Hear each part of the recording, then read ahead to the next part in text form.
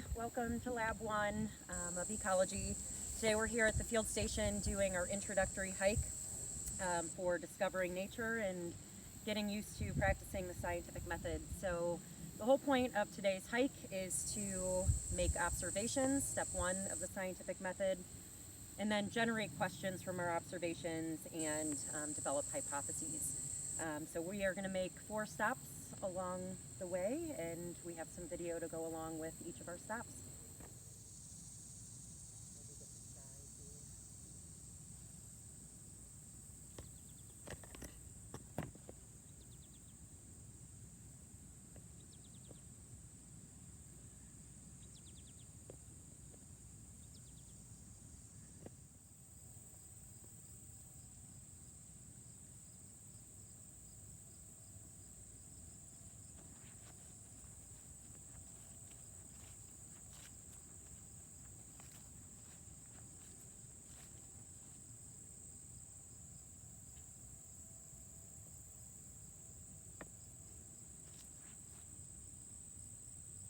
Of us walking into the first wooded path.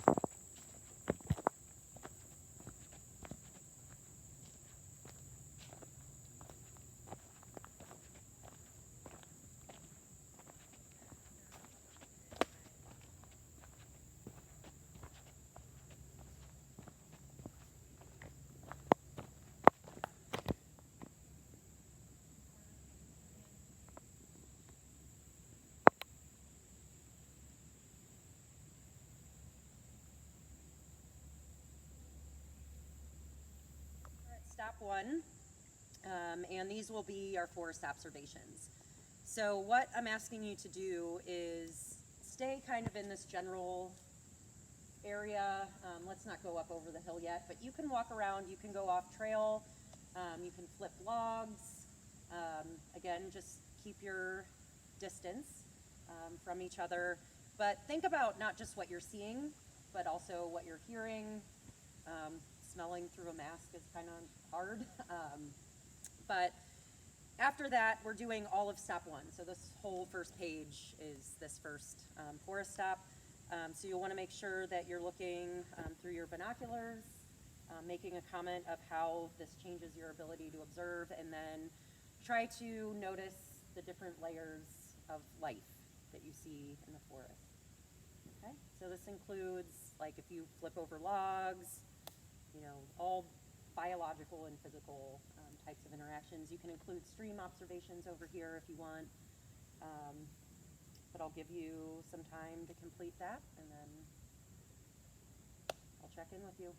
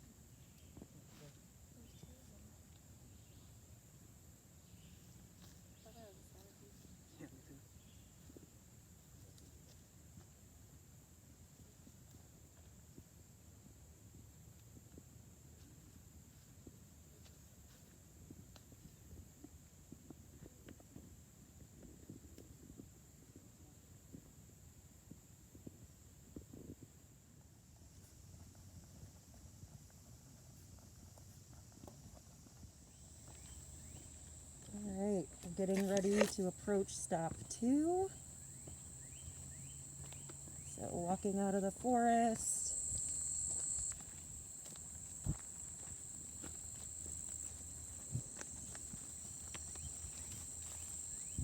Whoa, almost fell. That would have been fun to get on video.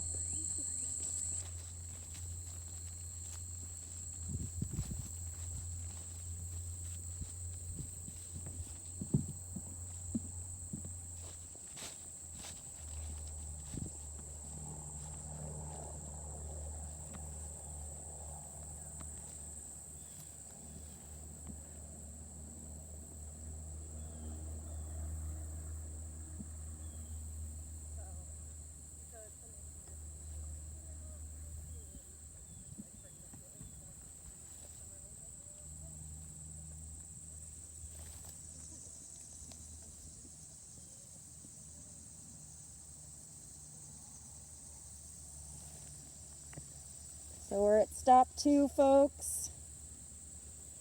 There's only one question here, but feel free to spread out.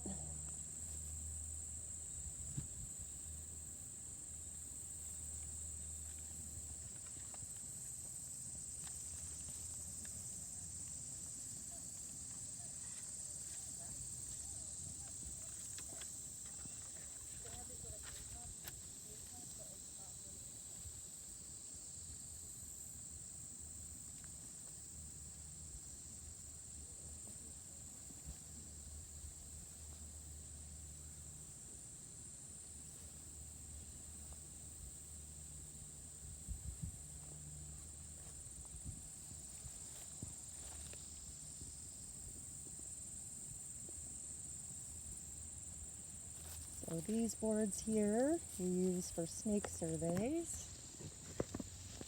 See if we have anything under it.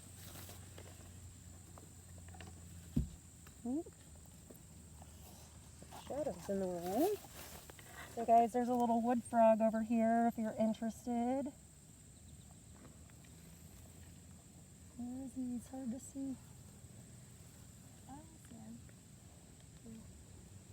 Can you point him out? He's so cute. Can you just put your finger by him? Oh. It's hard to see in My there. pen here. Oh, we moved. He's right here. Oh, there he is. Nope.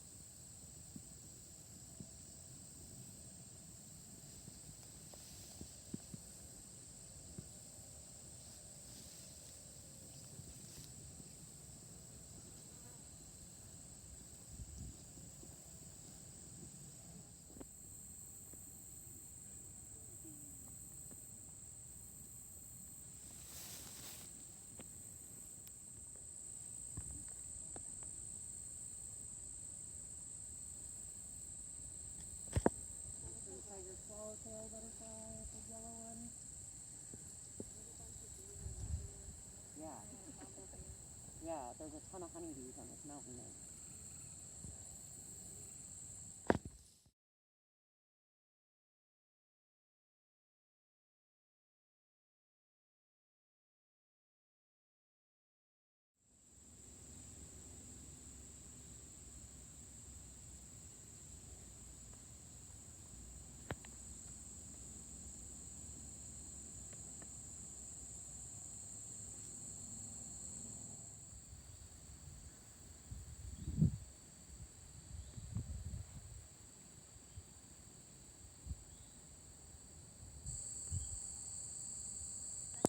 We believe in Ohio, the second largest uncut timber stand in Ohio. And we're within the top 10 east of the Mississippi. So what that means is that this forest has never, this part of the forest has never been logged. It's about 150 acres. We got some estimates on these beech trees here with the gray bark. I know they don't look huge, but they're somewhere around 300 years old. So this is a really old forest, a really healthy forest.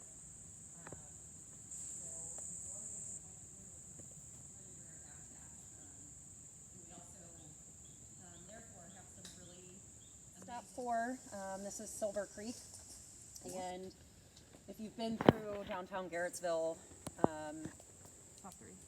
stop 3, yes, not stop 4, stop 3. Thank you for reminding me. If you've been through downtown Garrettsville and gone over the bridge and over that river, that's Eagle Creek. So this dumps into Eagle Creek. This is a pretty pristine river system. Relatively, it looks pretty turbid, but we also got a lot of rain. So usually water clarity is a little bit better than this. We're going to do some work in Silver Creek later on in the semester. So for stop 3, not stop 4, there are a few questions on page 2. So we'll fill up page 2 here. Make sure that you're paying attention to the different habitats within the stream. So you'll see that water flow moves differently in some places. Some places have different substrate, water depth differs. So try to take some of those considerations into play. I'm not expecting you're going to know what each habitat is called. But feel free, there's a little bridge over here. You can walk down a ways if you would like. You can get stream side if you want, flip over rocks. Does anyone know what this old bridge is for? I know. Oh, it's railroad. Yeah, it's an old railway that used to tie Garrettsville to Cleveland, and it was electric, which is really cool. We'll pass on our way back. There's some signage and then a rail, part of the railway that gives some more information, but it stopped operating in the late 50s, but would be really cool. Yeah, so take some time, make some observations here.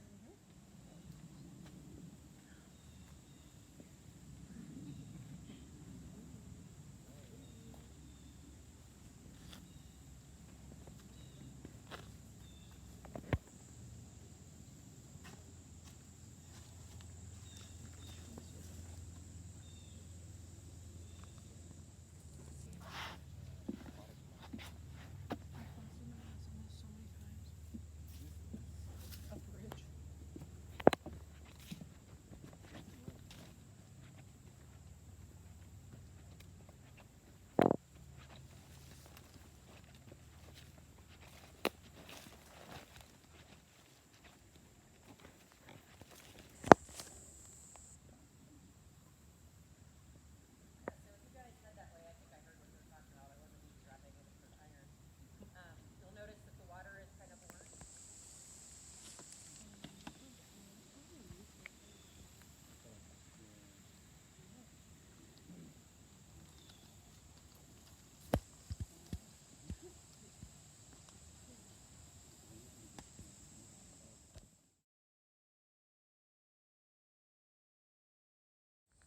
So this isn't our 4th stop, but this is a really beautiful stop and prompts another question that I want to bring up. But you can see out on this hillside, that's actually our watershed line. So kind of shows you where watershed is defined, which is really cool. We sit right in between 2 watersheds at the field station. So did anyone notice anything moving around a lot by their feet as you were hiking through here? There were lots of butterflies. Any other action? Anyone see lots of grasshoppers scattering? Maybe not. We'll pay attention as we walk through. Part D on the homework assignment talks a little bit about observations made about grasshopper abundance. So you'll see at this time of day, as it gets hot, and especially into September, as the plants start to die back and they start to overwinter their eggs, you'll start to see them just flying through off the trail into the fields and through it. So I'm asking you to make a comparison of those observations to what you might see in a manicured lawn, so something that's mowed. So when we go to our 4th stop, we'll be back by the field station and just walk around, see if you see a lot of grasshoppers. You should not, for video purposes. You're probably not going to get a good view of that manicured lawn, but we should see a very big difference in grasshopper abundance. So that's what I'm asking you to make those observations on. But this area here is a restored prairie. So we manage it as a tall grass prairie, a mixed grassland, I should say. So you're going to see some grasses that are popping up. These were either planted or seeded by our field station stewards. And we've also put in a seed mix and done lots of plantings throughout. We manage it with controlled burns in the spring, and then that in combination with some mowing. So past this tree line, we're getting ready to clear some of these trees and restore the prairie on the other side. The reason that we do prairie restoration here, I should say grassland restoration, not necessarily prairie, is 2 reasons. One, it is one of the most threatened ecosystems in Ohio. And secondly, we do a lot of this management to attract nesting birds that only nest in grasslands. So things like bobolinks and meadowlarks, some types of sparrows as well, some species of sparrows.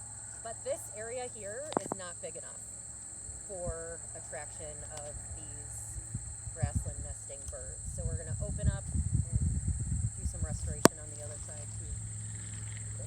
All right, so stop 4. Remember I mentioned to pay attention, walk around. Notice that you'll see maybe some grasshoppers, but if you saw tons of them jumping around, they kind of look like butterflies once they fly. So you might have seen them, just didn't recognize them as grasshoppers. But this was our first big prairie restoration project. So we do the same sort of management here. This is older than the fields that you saw previously on our hike. So try to finish up these last 2 questions. So this is our manicured lawn versus restored prairie. We're trying to pay attention to ecosystem boundaries or habitat boundaries. So when you're done, I'm going to ask that you set your binoculars on the table. Blake and I'll sanitize them. Also your clipboards too. So then I'll know you're